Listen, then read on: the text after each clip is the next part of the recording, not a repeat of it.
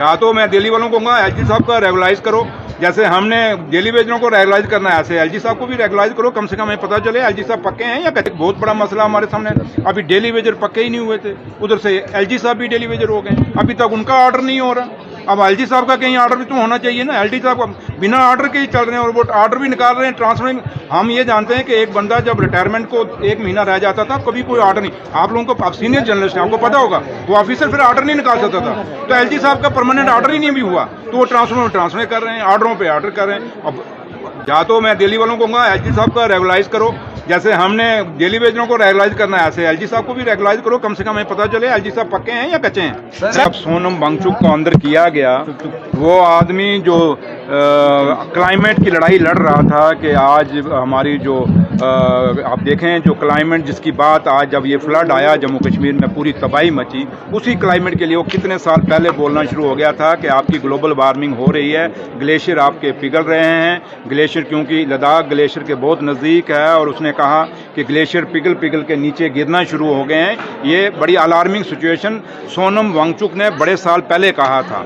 और दूसरी बात कि आप जब लद्दाख के लोगों को आज इतने साल हो गए, जब जम्मू 2019 से लेके आज तक 2025 तक जैसे आपने जम्मू कश्मीर को लारा लगाया हुआ है, ये लारों लपों से सरकारें नहीं चलती। आपने अगर एक वादा किया था वहाँ के लोगों को, जो भी वादा किया था वो आपको पता होगा, दिल्ली की सरकार को पता होगा कि उन्होंने क्या वादा किया था लद्दाख के और करगिल के लोगों को, और जो वादा आपने किया था आज तक वो पूरा क्यों नहीं किया। अगर आपने उनको एक अश्योरेंस दिया था वो अश्योरेंस फुलफिल क्यों नहीं किया। सेम सिचुएशन जम्मू कश्मीर की है कि हिंदुस्तान की पार्लियामेंट में से जो हिंदुस्तान के प्रधानमंत्री साहब ने और हिंदुस्तान के होम मिनिस्टर साहब ने वहाँ पे कहा था कि डिलिमिटेशन पहले कराएंगे, डिलिमिटेशन के बाद जम्मू कश्मीर में इलेक्शन कराएंगे और इलेक्शन जैसे ही हो जाएगा हम स्टेट का दर्जा देंगे। आज 1 साल होने वाला है सरकार को बने हुए, अभी तक स्टेट का दर्जा नहीं दिया। ये क्या है? आप कब तक लोगों को दबा के रखेंगे, कब तक लोगों को जेलों में डालेंगे? आप क्या सोचते हैं कि सोनम वांगचुक को जेल में डालने से क्या वो लद्दाख की बात खत्म हो जाएगी?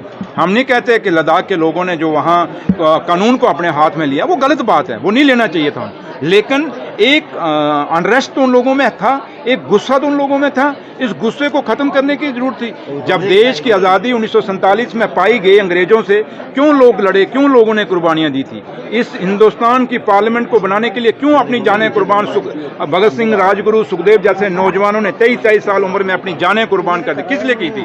उनको एक गुस्सा था अंग्रेजों के खिलाफ कि भाई हमारे काम नहीं हो रहे, हमारी सुनवाई नहीं हो रही। तो इसलिए मैं आपसे ये कहूँगा कि आज हिंदुस्तान की सरकार का बहुत बड़ा फर्ज है कि देश में, क्योंकि सबसे बड़ी बात है कि हमारा जम्मू कश्मीर का स्टेट के दर्जे के साथ साथ नौजवान रोजगार के लिए गांव-गांव भटक रहा है, शहर भटक रहा है, आपके दरवाजों तक भटक रहा है। और आप लोगों के चैनलों में भी वो लोग आते हैं, वो कहते हैं जी हमें छोटा मोटा कोई हम पियन ही रख लो, तो लेकिन आप लोग भी कहाँ से रखोगे?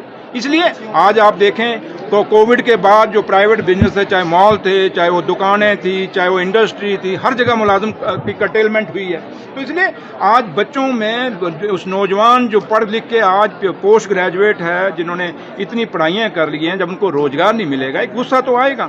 तो लिहाजा अभी भी वक्त है। मैं दिल्ली की सरकार से अपील करूँगा कि आप जो लद्दाख के और करगिल के लोगों से जो वादा आपने किया था उस वादे को निभाइए। ये मीटिंगें दर मीटिंगें नहीं चलेंगी, वही तारीख पे तारीख। वो एक पिक्चर आई थी, उस पिक्चर में एक डायलॉग था, तारीख पे तारीख। ये आज सेंट्रल गवर्नमेंट का ये काम हो गया, मीटिंग पे मीटिंग। भाई मीटिंगों से निकलता क्या है? कम से कम मीटिंगें बात। अच्छा, फिर सबसे बड़ी बात है कि 2014 से पहले एक कल्चर था, जब भी कोई मीटिंग होती थी इतने बड़े लेवल की तो उसके बाद में प्रेस ब्रीफिंग होती थी। आजकल प्रेस ब्रीफिंग वो कल्चर ही खत्म हो गया, मीडिया को बताया ही नहीं जाता कि भाई हमने मीटिंग में क्या डिस्कस किया। तो इसलिए ये मसला जो है आज जम्मू कश्मीर, चाहे वो लद्दाख है चाहे करगिल है, अगर आपने हमें हमारा स्टेटस तोड़ा, हमारा स्टेट तोड़ा, हम आपसे कुछ नहीं मांग रहे, कोई अलग से कोई चीज़ नहीं मांग रहे, सिर्फ इतना मांग रहे हैं कि जम्मू कश्मीर को आप स्टेट का दर्जा बहाल करिए। ये यूटी नहीं चलेगी, लेकिन बदकिस्मती। अच्छा, फिर देखिए एक बहुत बड़ा मसला हमारे सामने,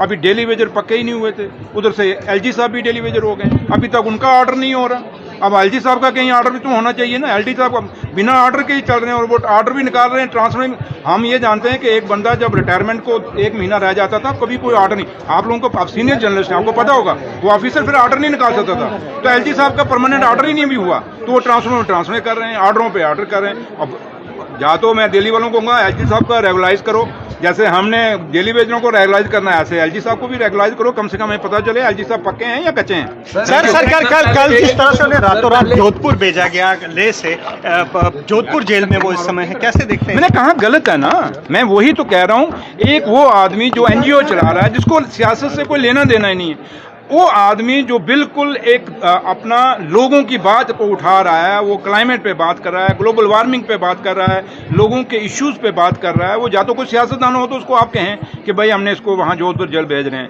भाई उसका कसूर क्या है? आग जिसने लगाई आप उसको पकड़ो ना, जिसने वहाँ जलाया, जिसने अफरा तफरी मचाई उसको पकड़ो, इसका क्या कसूर है?